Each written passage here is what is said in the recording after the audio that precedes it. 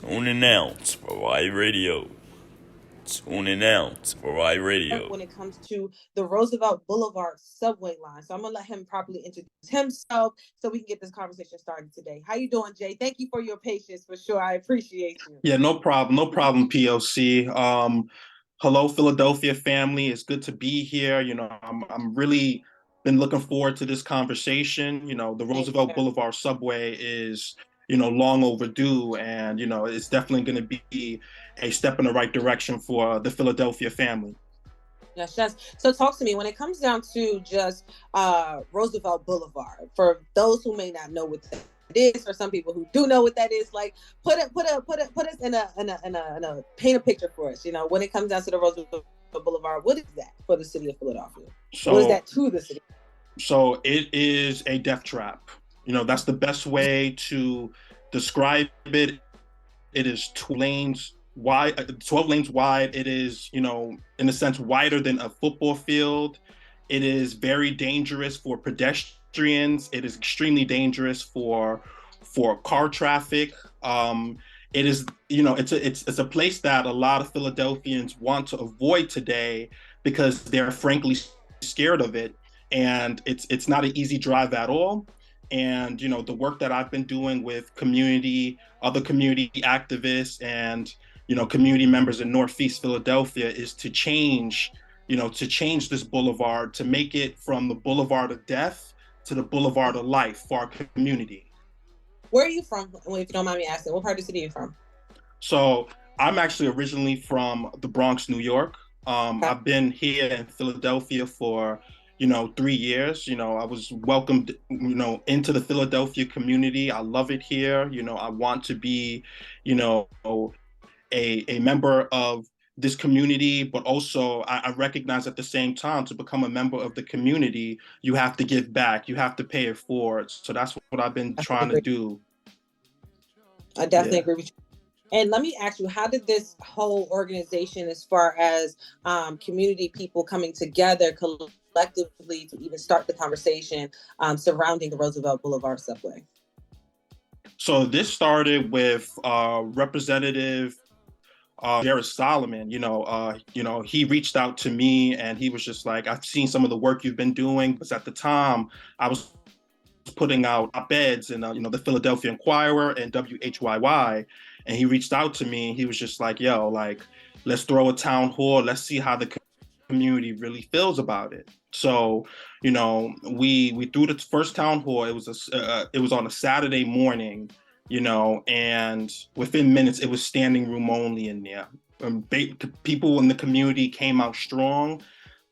They wanted to see change on Roosevelt Boulevard, and they were decisive in the fact that they want to see a subway. They want to see a subway on Roosevelt Boulevard. They want options for their community. Mm-hmm. And why do you feel like adding a subway to what SEPTA has already created, many would say can be chaos for the city of Philadelphia? Why do you feel like adding that piece would actually be beneficial more than hurting? Okay, so for one, the Boulevard Direct doesn't have a direct one-seat ride to Center City. A Roosevelt Boulevard subway would function as a extension of the Broad Street line, and it would go all the way up to Neshaminy. And in doing that, it would be much faster. Some riders would save up to 30 minutes off of their commute. And it just has those economic development benefits. This is a project that could create anywhere between 15 to 25,000 good paying jobs. And, when you go by, Cotman, Avenue and Roosevelt Boulevard, you see all those acres of parking lot.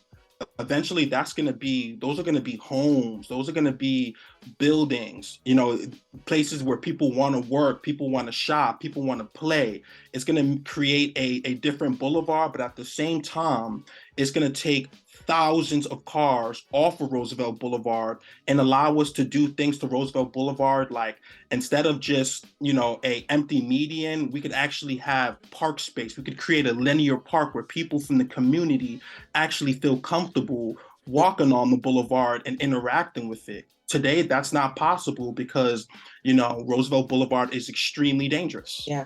And I gotta ask this question, you know, because especially for a city like Philadelphia, when it comes down to funding, and putting money where their mouth is, and, you know, making sure that the right people are getting the proper funding, how much does something like this, you know, even cost? What does it look like as far as numbers? So, in terms of numbers, the last time a subway was studied for the boulevard was a study back in 2003, and they said that that would cost about $3.5 billion. So, for today, we don't know exactly how much it would cost, but Exactly, because it's 2023, so that's about 20 years ago. That it was 20 years ago. But what makes it, you know, actually interesting is that the Pennsylvania Department of Transportation is actually going to be, you know, doing a study, and the study is gonna help us get updated numbers. We're gonna know how much economic development is gonna happen. We're gonna know how many riders would use the subway daily. We're gonna know how much CO2 emissions would be reduced. We're gonna know how much cars would be taken off the road. So there's a lot that the study is gonna do, and the study should be finished by summer of 2024. But it just started. So we're gonna get those answers. I don't want to come in here and just give you a guesstimation or say something like $4 or $5 billion. The truth is that I don't know, but the study will know, and it's underway. Okay. In terms of public transportation, you know, what is your thoughts on public transportation? I know that you recently connected with me through a conversation I was having with SEPTA, right? So when it comes down to public safety on a public transit, what's your thoughts, and how can we keep that, particularly that extension as far as the Roosevelt Boulevard line, safe from what we already hear on the Broad Street line? So underway now, SEPTA is actually making, you know, security and sanitary changes to the subway system. There's going to be more officers, but it's going to take time for, you know, the public's overall perception of the subway to change. And I understand that, but at the same time, we have to start holding our community members accountable. We got to have a zero tolerance policy for things like smoking on the subway. What you do at home is what you do at home. You don't need to bring that to a public space. There's some people in there that don't smoke, that don't want, you know, to smell like that. So we want to respect that, and we want the subway to be a safe place for all. So it's going to take time to get there, but by the time the Roosevelt Boulevard subway is completed, we're going to have a much different subway system, a subway system that people feel like they can use it at any time, you know, of the day or night. They're not worried about something happening to them or feeling unsafe. We're going to have a sanitary subway that's clean. And these are things that are underway, but it's going to take time. But we're going to get there. We got to get there as a community together, though. Mm-hmm. And most times when new public transit turns into an community or an urban section of the community, it comes with some type of attractions, right? So it can typically be like a drop off to the mall, or, you know, right now it's the fashion district. You can do so many different things on SEPTA right now. So what would be like the attraction other than getting to the suburban areas of Philadelphia riding the Roosevelt Boulevard subway? So I would say that it's going to be more than for just attraction. And, you know, these are people who are not only going to be going from different sections of Northeast to other sections of Northeast Philadelphia.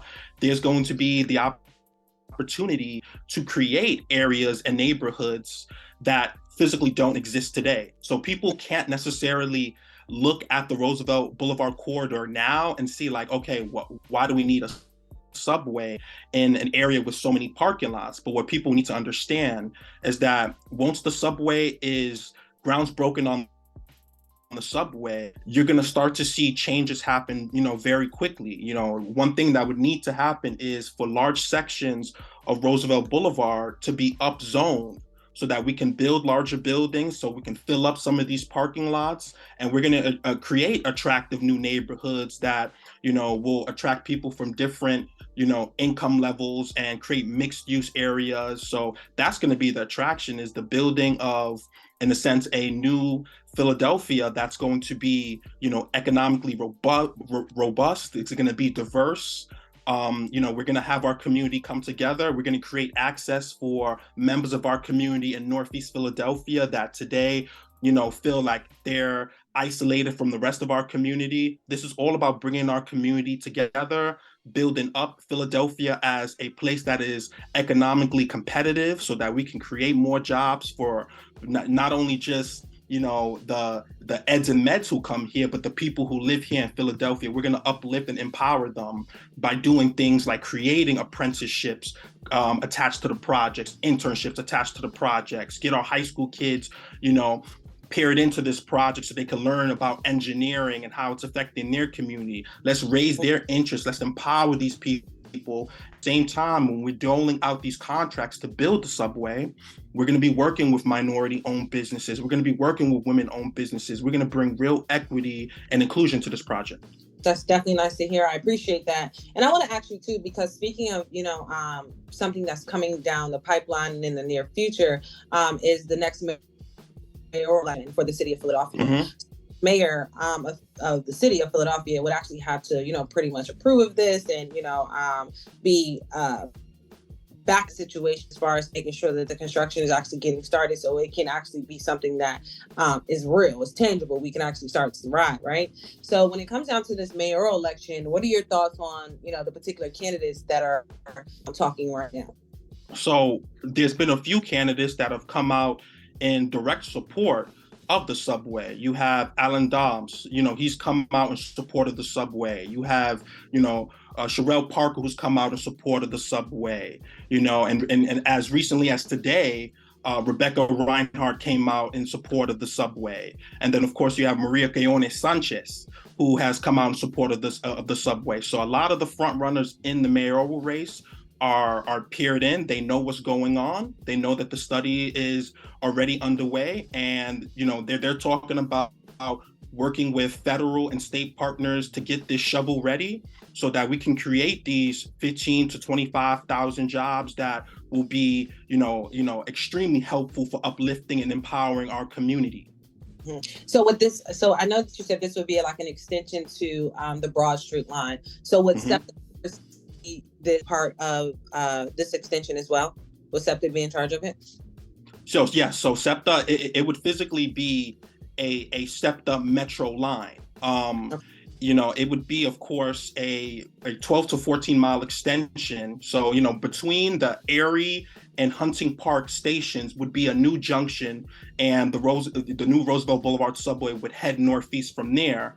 And what would also be, in addition to the project, would be an extension of the Market Frankford line from Frankford a mile north underground to Bustleton and Roosevelt Boulevard. So there would be a completely new interchange between these lines where thousands of passengers every day would switch between the lines. It's going to create new opportunities in Philadelphia and connectivity that people just cannot imagine today. It's really transformational.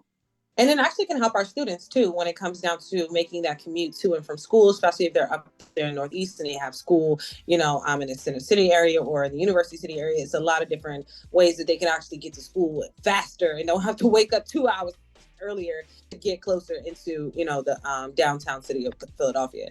And I want to just ask you specifically, when it comes down to the conversation surrounding the Roosevelt Boulevard subway, what is the organization or what is the community, organizer? Like, who do we direct these questions and conversations? Like, what should we be calling it as far as the organization, if you don't mind me asking? Yeah, so this is the Roosevelt Boulevard Subway Coalition. Okay. This is made up of community members from Northeast Philadelphia, concerned Philadelphians, policy makers, interested folks, and largely made up of the people who have been attending our town hall meetings. So this is a community-led grassroots effort. And, in terms of questions for the project, you can always contact or in our organization via our Facebook page or even our Twitter page. But soon we're going to want to start contacting the Pennsylvania Department of Transportation and their partners who are going to be working on the study, because we're going to want the community to reach out to them and let them know their thoughts on the study and what they would like to see. I love it. And then also I want to you too, when it's down to SEPTA and the adding of more security and it's cleanly, all of those good things. How are they able to afford these new implementations for SEPTA?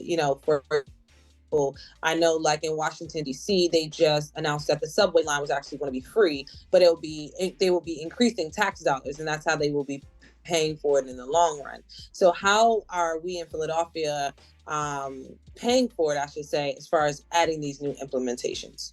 So the truth is that today SEPTA can't afford it, and SEPTA is running on a shoestring budget, and that's a polite way of saying it. There needs to be more regional spending on SEPTA. Philadelphia has to give more, Bucks County has to give more, Chester County has to give more. All the members of SEPTA have to be in full support of the system and have to give more money to make it actually run the way that we want it to run. There's a lot of people who are pessimistic about SEPTA and think that it's not possible for it to run well. The truth is that if SEPTA was a car, our region hasn't been giving the car any gas to move forward, and it's been inching forward. So we need to actually give SEPTA a chance to work well by fully funding it. And to pay for something like the Roosevelt Boulevard subway, we would have to work with federal partners and work on things like getting discretionary grants or money from the infrastructure law or the Inflation Reduction Act, So we would have to advocate. But what makes this project so attractive is the fact that it has such high ridership numbers and has the power to create such powerful economic development on the corridor, giving access for the 400,000 people that live in Northeast, is extremely important to the future of SEPTA. Okay, I'm sorry, the interruption kind of messed up. Can you continue to keep going? Yeah, of course. I lost a little bit. You were talking about the corridor. Yeah, so the corridor itself, it just has massive opportunities for growth. And, it's going to be transformational having potentially 100,000 more people, on our trains daily.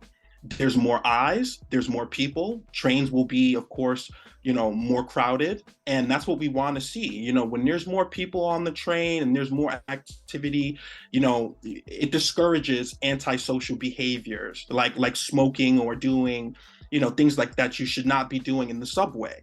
We want to have a system that's robust in Philadelphia. Eventually, we need to, Roosevelt Boulevard is only the first step. Eventually, we need to develop a full and complete transportation rapid transit system for Philadelphia that goes to Northwest, that connects to City Line Avenue. These are things that can happen in the future, but we need to get the Roosevelt Boulevard subway, done first. It has the highest ridership potential, most likely one of the highest in the nation, and it's going to be a true game changer for the region. Do you see it becoming free ever? Because I know there's a lot of cities that's implementing that, and just raising the taxes. Because if you think about it, when it comes to SEPTA, not many people are, and I don't want to throw my community and my fellows under the bus, you know what I mean? Because it's hard out here. So not a lot of people are paying that $225 to keep transferring and things like that. So do you ever see it to become free in the near future? That would have to... No, I understand that. That would have to be something that policymakers would have to get together and do. And that would, like I said before, require more regional funding being given to SEPTA. If we want to make it a free system, we're going to have to rethink, how, SEPTA's budget works. And we're going to have to put more into it to make it a system that we want for our region. There's a lot of people who, like I said before, are just jaded about how SEPTA runs and feel like it's not frequent. The buses, aren't coming enough. Buses are ghosting people. Well, to change that system, we have to pay into it, and we have to, of course, become more civically involved. We have to be able to contact our state representatives and say, you know what, we want more money from Harrisburg as well. I appreciate that. And I look forward to expanding more in this conversation, but we don't have too much time left. But I definitely look forward to expanding this conversation. I thank you for all that you have done so far for the community of Philadelphia and things like that. And when it comes down to even the conversation of, creating more community jobs and creating, more infrastructure in the city of Philadelphia that can help just our communities, block, our students and our universities, everything as far as just commuting. And Philadelphia being such an urban city, and also being what I think the number 6 or the number 7th largest city in the United States, I feel like our public transportation system needs to be up to par, for sure, in order to really keep, the flow of money coming in and out of the city, so we can have enough to spread amongst everyone in the city of Philadelphia, and we can not have as much poverty that we have right now. And I feel like the poverty that we have is also falling onto our public transportation systems, as far as making sure that they have somewhere to stay at night, and it's making the overall appeal to ride the public transportation not so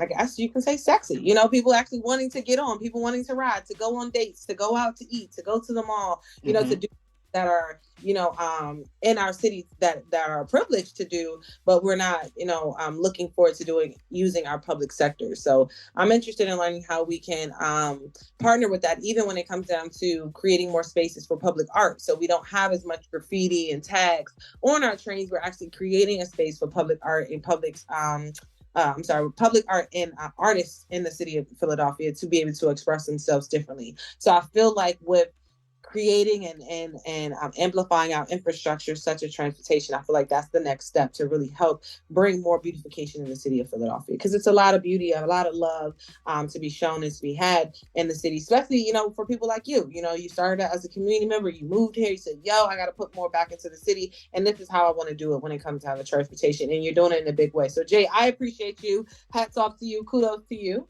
Thank you so much.